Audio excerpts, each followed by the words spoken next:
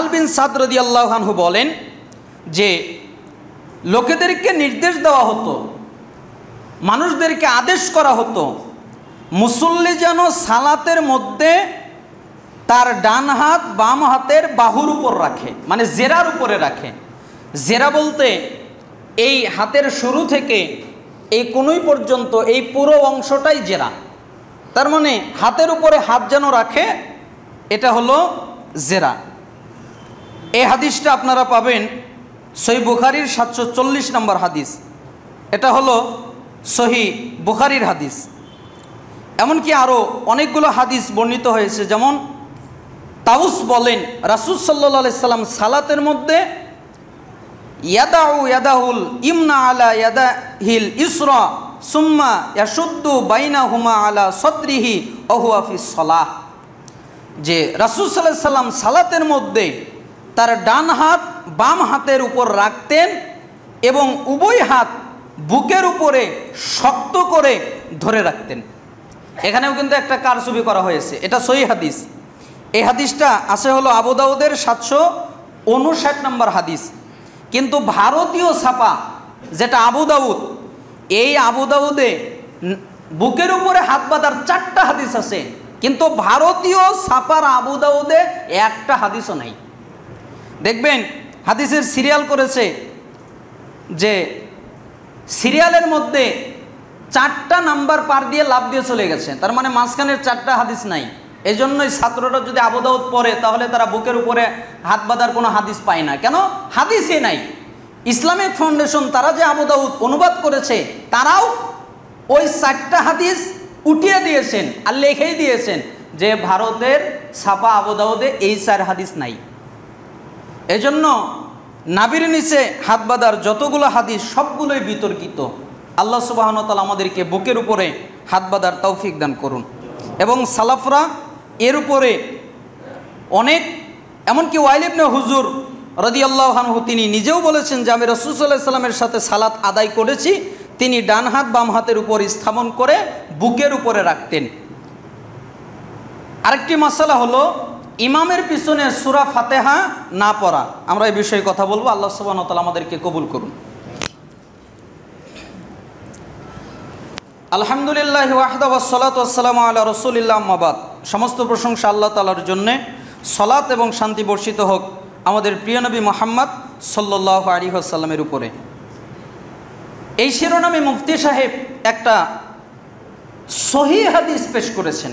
হাদিসটা সহিহ, কিন্তু বুঝ জাল। ওই যে কিছুদিন আগে হাদিস বোঝার মূলনীতিতে আপনাদের বুঝিয়েছিলাম না, যে হাদিস সহিহ কিন্তু বুঝ জাল। তাহলে জাল হাদিস মানলে যা হবে, সহিহ হাদিসের যদি জাল ব্যাখ্যা হয় তাহলে ওই একই ক্ষতি হবে। ঠিক এই হাদিসটা সহিহ, কিন্তু বুঝটা সে দিয়েছে জাল। হাদিসটা কি? যে আবু হুরায়রা রাদিয়াল্লাহু আনহু থেকে বর্ণিত, নবীজি সাল্লাল্লাহু আলাইহি সাল্লাম ইরশাদ করেছেন, ইমামকে এজন্যই নির্ধারণ করা হয়েছে যেন তাকে অনুসরণ করা হয়। আমরা কার অনুসরণ করব? ইমামের। এজন্য ইমামকে কি করা হয়েছে? নির্ধারণ করা হয়েছে। অতএব তিনি যখন তেলাওয়াত করবেন তখন তোমরা নীরবে মনোযোগ দিয়ে শুনবে, শ্রবণ করবে। তার মানে ইমাম সাহেব যখন সূরা কিরাত পড়বে তখন আর মুক্তাদিদের কিছু পড়া যাবে না। এই হাদিসটা কিন্তু সহিহ। অন্য বর্ণনায় আছে, ইমাম যখন তেলাওয়াত করবেন তখন তোমরা নীরবে মনোযোগ দিয়ে শ্রবণ করবে, এবং ইমাম যখন গায়রিল মাগদুবি আলাইহিম ওয়ালাদ-দাল্লিন তেলাওয়াত করবেন তখন তোমরা আমিন বলো। এই হাদিস দিয়ে উনি বোঝাতে চেয়েছেন যে এই হাদিসের ভিতরে কয়েকটি কথা আছে। প্রথমত, এই হাদিস সম্পর্কেও কেউ কেউ বলেছেন, যেমন হাদিসটি জয়ীফ বা দুর্বল, যা উক্ত হাদিসের সংকলন ইমাম আবু দাউদ নিজেই বলে গিয়েছেন, কিন্তু লেখক নিজ স্বার্থ চরিতার্থ করার কারণে ইমাম আবু দাউদের উক্তিটুকু গায়েব করে ফেলেছেন। এটা একটা মিশ্রিত হাদিস, কিছু অংশ সহিহ কিছু অংশ জয়ীফ, একবারে মিক্সার করে ফেলেছেন। যেমন আবু হুরায়রা থেকে বর্ণিত, নবী সাল্লাল্লাহু আলাইহি সাল্লাম বলেছেন, ইমাম নির্ধারণ করা হয় তার অনুসরণের জন্য। এই হাদিসের শেষে বৃদ্ধি করেছেন, আর ইমাম তেলাওয়াত করলে চুপ থাকো। হাদিসের শেষে ইমাম নির্ধারণ করা হয় অনুসরণের জন্য, কিন্তু অতিরিক্ত করা হয়েছে ইমাম তেলাওয়াত করলে চুপ থাকো। ইমাম আবু দাউদ বলেন, ইমাম তেলাওয়াত করলে চুপ থাকো অংশটুকু মাহফুজ নয়, গ্রহণযোগ্য নয়। এখানে মূলত আবু খালেদের থেকে সংশয় সৃষ্টি হয়েছে। অবশ্য হাদিসটিকে ইমাম আলবানী তিনি হাসান বলেছেন, সহি বলেছেন, কিন্তু ইমাম মুসলিম বহু পূর্বে বলেছেন যে হাদিসটির বিশুদ্ধতার ব্যাপারে ইজমা হয়নি। তিনি বলেন, হাদিসটি আমার মতে সহি হলেও সহি মুসলিমের সেটিকে আমি স্থান দেইনি, কারণ ইজমা না থাকলে কোনো সহি হাদিস আমি স্থান দেই না। অনেক আগে ইমাম মুসলিম রাহিমাহুল্লাহ এই হাদিস সম্পর্কে সমালোচনা করেছেন। দ্বিতীয়ত, হাদিসটিতে বলা হয়েছে ইমামের তেলাওয়াত চলাকালীন চুপ করে তেলাওয়াত শ্রবণ করতে হবে, অথচ হানাফিরা কি তা করে? কি করে? তারা এই সময়ে সানা পাঠ করে। সানা পাঠ করে না? সূরা ফাতিহা যদি পাঠ করা নিষেধ হয় তাহলে সানা পাঠ করা জায়েজ? একজন এসে আল্লাহু আকবার বলে হাত বেঁধেই সানা পাঠ করা শুরু করলো, এটাকে জায়েজ হবে? অথচ সানা পাঠ করার ব্যাপারে কোনো বর্ণনা এরকম নাই যে তোমরা ইমাম তেলাওয়াত করলেও সানা পাঠ করে, এরকম কোনো বর্ণনা নাই, অথচ সূরা ফাতিহার ক্ষেত্রে এসেছে। এবং হাদিসটি আম বা ব্যাপক অর্থবোধক, যার কারণে হাদিসটিকে সুনির্দিষ্ট অর্থবোধক খাস হাদিস দ্বারা ব্যাখ্যা করতে হবে। যদি কোনো খাস হাদিস পাওয়া যায় তাহলে খাস হাদিসের উপরে আমল করতে হবে। আর খাস হাদিসে পৃথকভাবে সূরা ফাতিহাকে পড়ার ব্যাপারে এসেছে, লা সলাতা লিমান লাম ইয়াকরা বিফাতিহাতিল কিতাব, ওই ব্যক্তির সালাত নাই যেই ব্যক্তি সালাতের মধ্যে সূরা ফাতিহা পাঠ করে নাই। সহিহ বুখারীর 756 নম্বর হাদিস।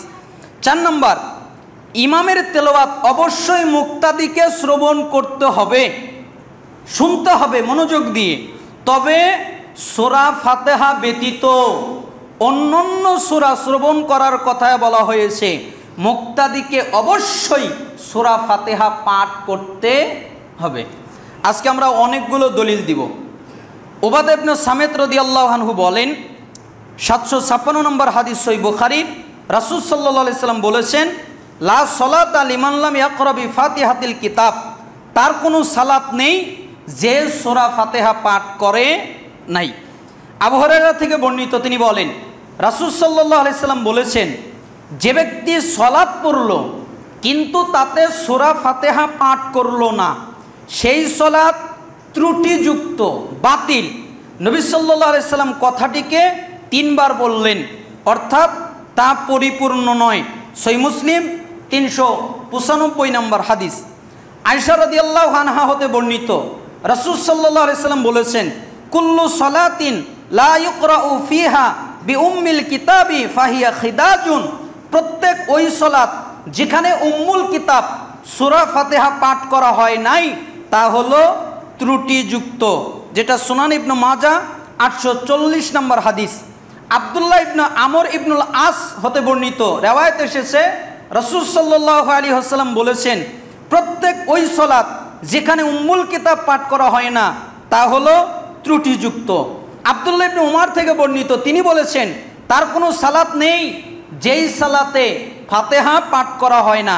আনাস হতে বর্ণিত, তিনি বলেন, রাসূল সাল্লাল্লাহু আলাইহি সাল্লাম মুক্তাদিদেরকে বলেছেন, তোমরা এমন করবে না, তোমরা কিরাত পাঠ করবে না।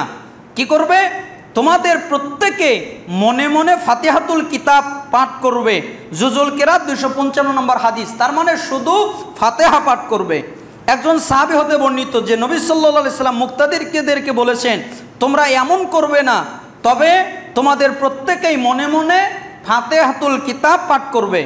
নাফে ইবনু মাহমুদ তাবি, উবাদা ইবনে সামিত সাহাবী, ওনার থেকে বর্ণনা করেন, রাসূল সাল্লাল্লাহু আলাইহি সাল্লাম মুক্তাদিরকে বলেছেন, তোমরা এমন করবে না, তবে উম্মুল কোরআন ব্যতীত, কেননা যে এটা পাঠ করে না তার কোনো সালাত নেই, যেটা বাইহাকির কিরাতুল কিরাত 121 নম্বর হাদিসের মধ্যে এসেছে। এমনকি আব্দুল্লাহ ইবনে আমর ইবনুল আস হতে বর্ণিত, রাসূল সাল্লাল্লাহু আলাইহি সাল্লাম মুক্তাদিরদেরকে বলেছেন, ফালা তাফআলু ইল্লা বি উম্মিল কোরআন, উম্মুল কোরআন তথা সূরা ফাতিহা ছাড়া কিছুই পড়বা না। যদি কিছু পড়তে হয় তাহলে সূরা ফাতিহা পড়বা। জুজুল কিরাত 63 নম্বর হাদিস। মোহাম্মদ ইবনু ইসহাক মাখুল হতে, তিনি মাহমুদ ইবনু রাবি হতে, তিনি উবাদা ইবনু সামেত হতে, যে রাসূল সাল্লাল্লাহু আলাইহি ওয়াসাল্লাম মুক্তাদিদেরকে বলেছেন উম্মুল কুরআন ব্যতীত কিরাত পাঠ করবে না, নিশ্চিত রূপে তার সালাত হয় না, যে সালাতের মধ্যে সূরা ফাতিহা পাঠ করে না। জুজুল কিরাত 257 নম্বর হাদিস। রিফা ইবনু রাফে আর জোরাকি হতে বর্ণিত, রাসূল সাল্লাল্লাহু আলাইহি ওয়াসাল্লাম বলেন, যখন সালাতের একামত প্রদান করা হয় তখন তাকবীর দাও, অতঃপর সূরা ফাতিহা পাঠ করো এবং তোমার যা সহজ হয় তা পাঠ করো, তারপরে রুকু করো। ইমাম বাগাবী শারহুস সুন্নাহ 554 নম্বর হাদিস। ওমর রাদিয়াল্লাহু আনহু ইমামের পিছনে কিরাত সম্পর্কে বলেছেন, তাকে জিজ্ঞেস করা হলে তিনি বললেন, হ্যাঁ, ইমামের পিছনে যদিও থাকো তবু তুমি সূরা ফাতিহা পাঠ করো। আবু হুরায়রাকে ইমামের পিছনে কিরাত সম্পর্কে জিজ্ঞেস করা হয়েছে, তখন তিনি বলেছেন, ইকরা বিহা ফি নাফসিক, তুমি এটি তোমার অন্তরে পাঠ করো। আরও বলেছেন, ইমাম